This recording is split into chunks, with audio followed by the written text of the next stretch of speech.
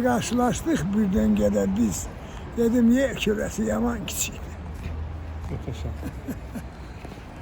Bu illər ərzində hesab elədiniz ki, kiçikdir də. Yok da o bir şeydi. Aa, Yani davamı karşı- var. Ama diye bu yer küresi ne balacağım ki ben istemirdim.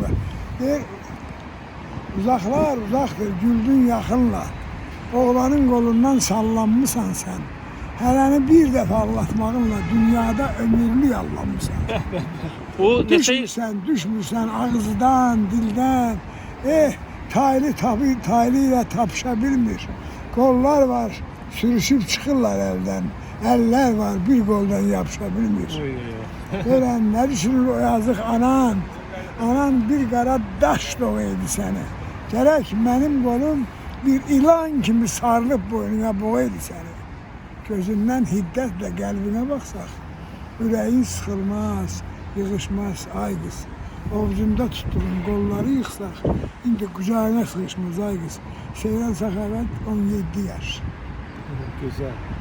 17 yaşa qədər neçə dəfə görüşmüşdünüz ki, siz sonra bildiniz dünya bu qədər kiçik idi. Biliyorsunuz hesaplayın da. Siz ibtidai sinifdən Buxalteriya işinə oxucularım baxır. Buxalteriya işinə mən baxır. Allah ömür versin. Sağ olun.